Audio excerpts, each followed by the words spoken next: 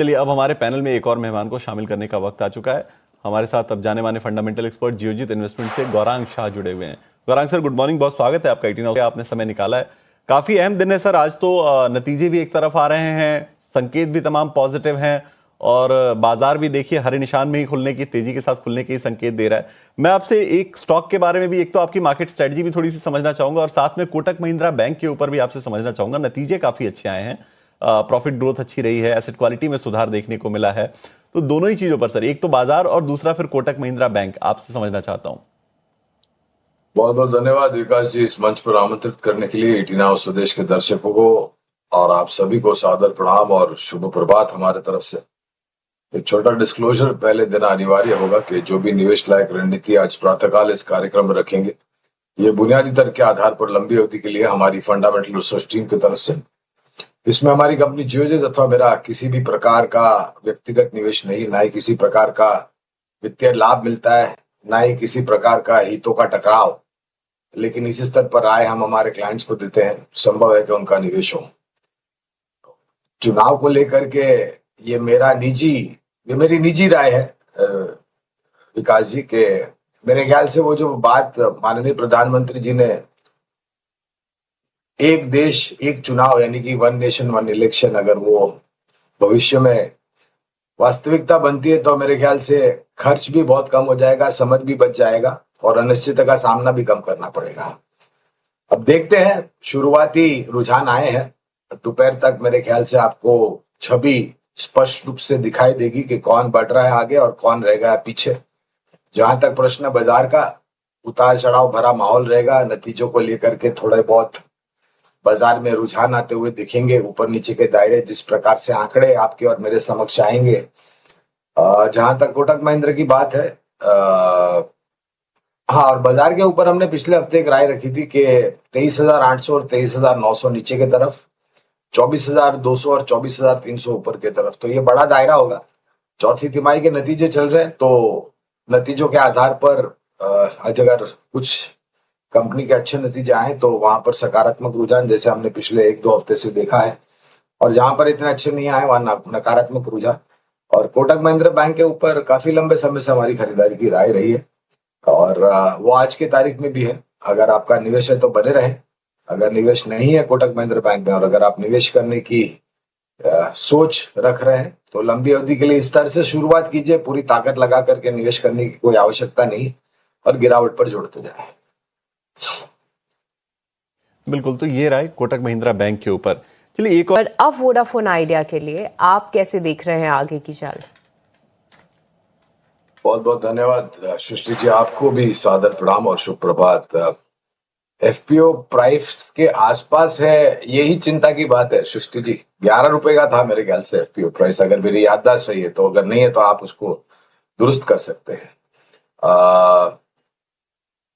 जो भी रकम कम कही गई है सृष्टि जी, इससे बोझ हल्का नहीं होने वाला है बैलेंस शीट पर। बैलेंस शीट पर जो बोझ है वो बढ़ने वाला है, क्योंकि जहां तक मेरी जानकारी, कल मेरे ख्याल से कुछ मैंने पढ़ा था, 100 करोड़ मेरे ख्याल से इनको देने हैं, अगर मैंने सही पढ़ा होगा तो, और वो किश्तों में देने हैं आने वाले कई सालों तक।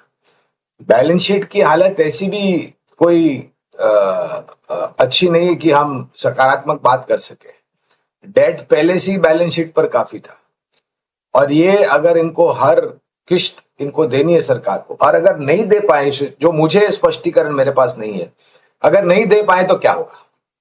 क्या इनके ऊपर जुर्माना लगेगा, ब्याज लगेगा, कितना ब्याज लगेगा, आखिरकार क्या परिस्थिति होगी, वो स्पष्टीकरण मेरे पास नहीं है। वो मेरे ख्याल से हमें लेना पड़ेगा।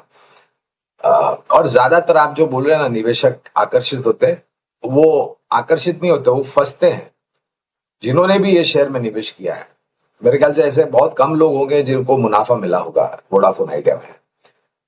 प्रयास हो रहा है, मैं इस हित में हूं सृष्टि जी के हमारे देश में 2 नहीं लेकिन 4 या 6 सेल्यूलर सर्विस ऑपरेटर होने चाहिए, जिससे प्रतिस्पर्धा बढ़ेगी और जिससे उपभोक्ताओं को लाभ मिलेगा, जैसे आप और हमें।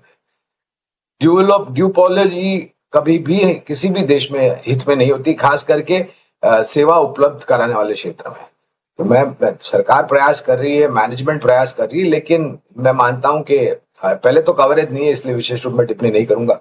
दूसरी बात, अगर आपको सेल्यूलर सर्विस क्षेत्र में निवेश करना है तो दो बेहतरीन कंपनियां हैं, एक तो है भारतीय एयरटेल है, दूसरी रिलायंस इंडस्ट्रीज, क्योंकि जियो मोबिलिटी का कारोबार उनके पास है। सुधार कैसे होगा सृष्टि जी, ये बहुत अनिश्चित है।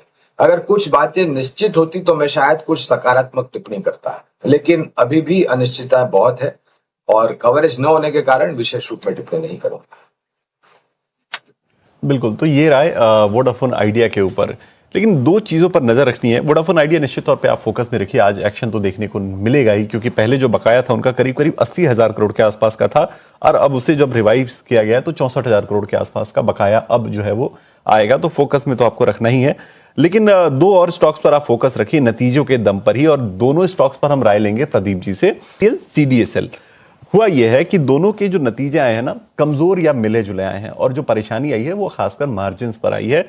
कि आप देखिए कि CDSL का मार्जिन जो है वो करीब करीब 53% था, वहां से घट के 44% पे आ गया है, और NSDL का जो मार्जिन था वो करीब 30% था, वहां से घट के 23% पर आ गया है।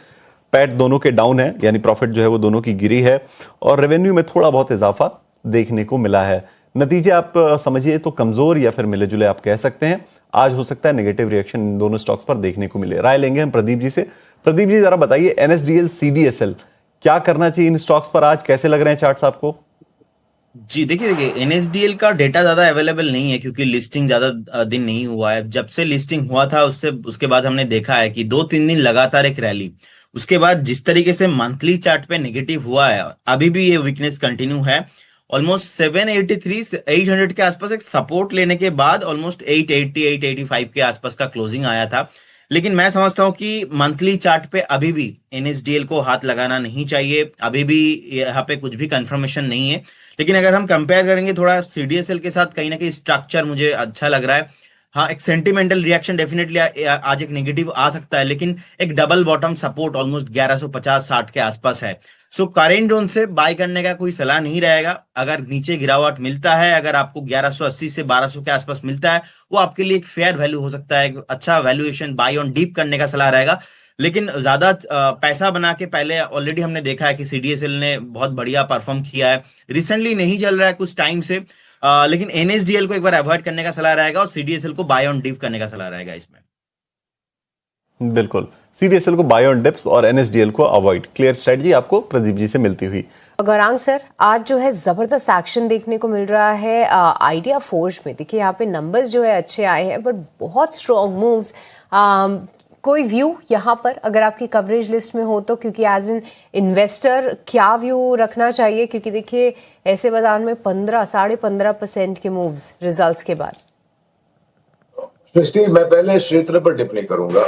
जो ये कंपनी आइडिया फोर्ज जुड़ी हुई है वो है रक्षा क्षेत्र, और मैंने कई बार हमारे ही चैनल 18 नाउ स्वदेश और सहयोगी चैनल 18 नाउ पर ये टिप्पणी रक्षा क्षेत्र को लेकर के करी है कि अगर आप आखिरकार मन बनाते हैं थोड़ी बहुत सूझ समझ और अभ्यास करके निवेश करने के लिए रक्षा क्षेत्र में, तो कृपया करके 3 से 5 साल या उससे लंबा समय तक रखें, क्योंकि ये जो उपकरण बनाती है जो कि हमारे रक्षा बलों को काम आता है, स्थानीय मार्केट में देते हैं या फिर विदेशों में सप्लाई करते हैं, ये high technology, high precision, complex engineering का आउटकम होता है और इसको एग्जीक्यूट करने के लिए समय लगता है।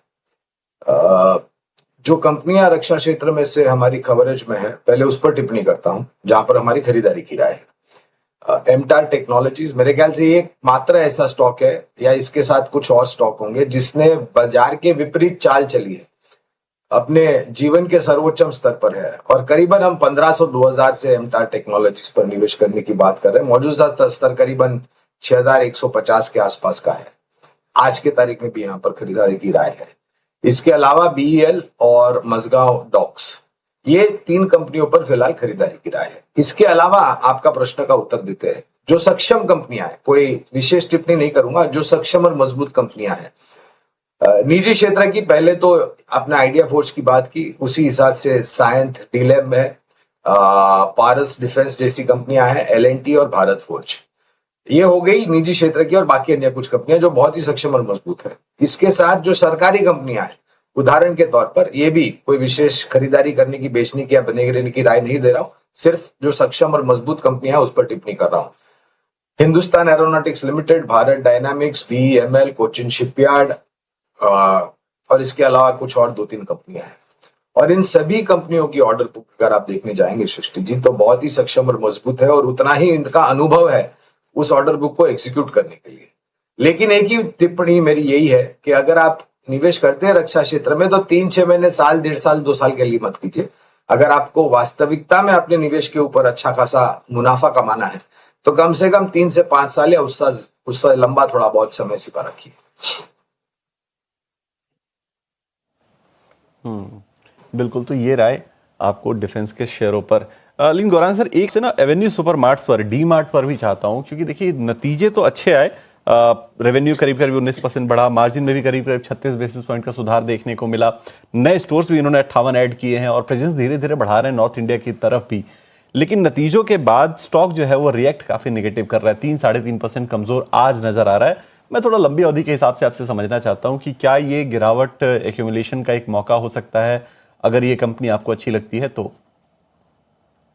देखिए, रिटेल क्षेत्र में एक परिस्थिति थी मेरे ख्याल से आज से साल, 1.5 साल पहले, विकास के नतीजों में जो इन्होंने टिप्पणी करी थी कारोबार को लेकर के, वो नकारात्मक थी और अनुमान था कि अनुमान से नीचे नतीजे आएंगे कुछ आंकड़े, कुछ पहलू पर, और वही हुआ। और जिस मात्रा में वो संख्या स्टोर्स की बात कर रहे थे वहां पर भी नीचे के तरफ के दायरे देखने मिले। बुनियादी दर के आधार पर खरीदारी की राय है अगर आपका नजरिया लंबी अवधि का है।